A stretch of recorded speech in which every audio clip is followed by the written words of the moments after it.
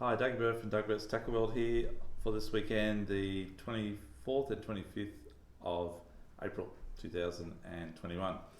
When we talk about the offshore fishing report for off the Gold Coast here, wow, what a week. It's been a pretty good week for fishing. We've had a bit of westerly wind blowing, so out wide it's been a little bit hard, but the guys in close have been doing quite well, especially the last 2 days. Since that northerly sort of slowed down and sort of winds kicking slowly around to the south, we should see even a better increase in our fishing. What's been happening? We'll start in close. A few guys have been fishing behind the surf. There's a lot of tailor behind the surf at the moment, and a lot of doggy mackerel. And they're all the way from the Pin to Palm Beach pretty well in schools. And you'll see them on the anywhere from the 18 fathoms reefs into the beach line. He's got to find the birds, or he's got to get to the local reefs like Mermaid, maybe Palmy, 12 fathom reef or Southport, and anchor up, burley up, if you can't see birds that is, and then start working your pilchards cubed up with no weight on the 3/0 hook and a little bit of tiny bit of wire. You can get away with doggies, they're still sharp teeth, but more chance to get away with using fluorocarbon rather than a spotty or a Spanish. And they're also going crazy on lures. So once you get your belly trail going, you start either winding fast off the bottom with your metals, or you can cast metals out into your belly trail and just wind them back in quite quickly. The type of metals that we're using, things like these fellows here, around that sort of 25 to 50 gram size. If you can see those there, I'm not hold them up one by one, but just like this type of thing here. Twisties are really good as well. Anything in that sort of 25 to 35 or 50 gram profile is perfect, if you can see that. Yeah, work. There's heaps of them, guys. The guys even catch them off the beach at the moment. So if the bait comes into the beach and the birds push them into the beach, the fish will go in there too. So I'll talk about that when we go talk about the estuary report. But for the guys offshore, that's been really good. And there's a lot of tailor amongst them as well. And these are another really good lure as well. My mate Jason and Lockie worked with us on a Saturday and during the week in the afternoons. His dad's been smacking the tailor on these things. They're a Japanese Jackson lure, and they're called Mora 125. They weigh about 18 grams. You can get a good cast on that on most of your lures, your soft plastic rods that up to around about 15-pound braid. Casting back into the surf and winding back through the white water from the backside. This swell will increase a little bit on the weekend as it goes along, as that southerly kicks in. At the moment it's less than a metre, so it's like really flat and really easy to use this sort of lure into the surf. Obviously your doggies will take this type of thing as well. The other thing that's happening in close at the moment is still Spanish mackerel around on the 18 fathom reef straight at the front of the seawall and the seaway. The diamond reef's not too bad as well. Still the odd Wahoo. There's been a lot of jewies caught even during the day, even at Mermaid and the 18 fathom reef, Focus reef during the day, because guys are live baiting at the moment for cobes. A lot of cobia around, okay, and they're big. They're sort of average size around 20 kilos. A lot of guys are getting busted up badly, but anyhow, usually heaviest gear you got 50-pound braid minimum, what I suggest. And you got the problem of not only the bigger cobia busting up, but you got the problem of sharks. There's a lot of sharks. So if your fish is hooked up too long out in the water, the sharks will hone in on it, and you'll just get the head back. Okay, and when the cobia does his big run, he'll probably blow your reel up while the shark's up his date chasing him. So make sure you get everything set right.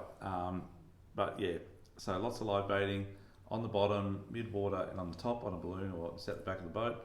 But put your baits set at 3 different positions. You can still do this type of fishing in your belly trail at the same time. And the cobia are mainly on the 18 and 24 fathom reefs and even out wider. They're just starting to show up at the big fish this year, okay? So that's what's been happening in close. There's a few snapper around too, early morning. Quite a few actually, and even some nice pearl perch being caught at the moment on the close reefs. If you marry cod, yeah, it's been pretty good. We had a bit wider down to the 36 fathom reefs. The 36 fathom reefs have been not too bad. There's a few snappers starting out there as well, and there's heaps of trag. It's the usual parrot and stuff like that as well, and the odd cobia. I'd probably try east more than northeast at the moment, and give that where it's a bit more rubbly and a bit more pinnacly, and give that a go. Out on the 50,000 reefs, there's been quite a few dolphin fish in the flats again at the moment. There's been so many kingfish again, as we know, all the way through from sort of east of Jumping Pin to east of the Seaway on all that rubble and a few pinnacles and ledges that run along the 50,000 reefs. That's sort of between 85 and 90 metres deep. Look for the bait, look for the kingies, and either jig them with your sort of larger 250, 300, even up to 400 gram jigs, depending on the current. And that's the type of thing you want to use, the long jigs, okay, not the short jigs. Short jigs good for pearlies and that at the moment, but the kings are liking the long jigs. So it's more of a fast action rather than just a slow turn. So get into it, keep going up, get the lure up around about probably nearly halfway up the water column, even a little bit more, and then they'll sometimes whack it halfway from the bottom. So line up at least 4 or 5 colours on your braid if you use a coloured braid, which is about 40-50 metres off the bottom. Otherwise, use live baits. I think we put it out last night, how we rigged up for those kingies up off Jumping Pin last weekend.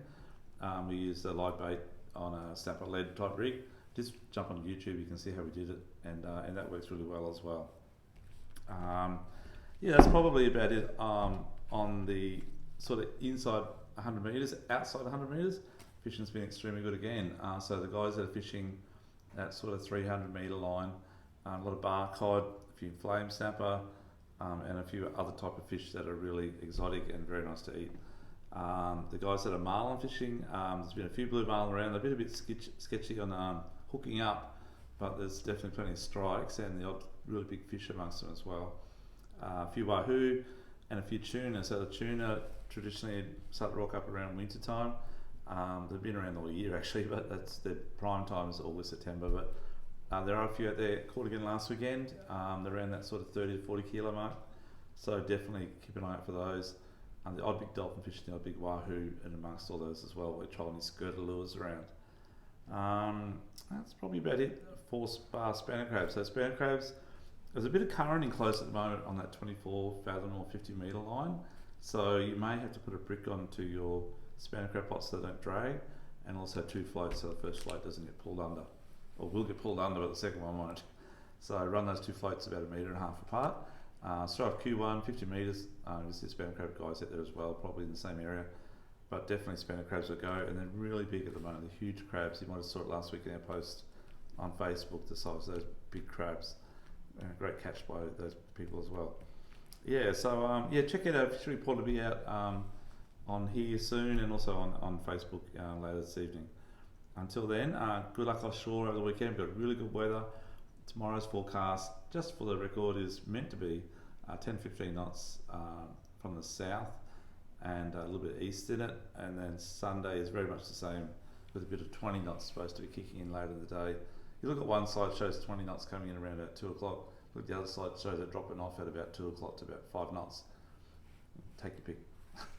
Anyhow, good luck out there, and enjoy and be careful. And for those that are like you, like me, marching on Sunday in the Anzac March in your local RSL area, enjoy the day and think of what the boys did for us back in the day. My grandpa. Okay, thank you very much, and see you next week. Thank you, bye.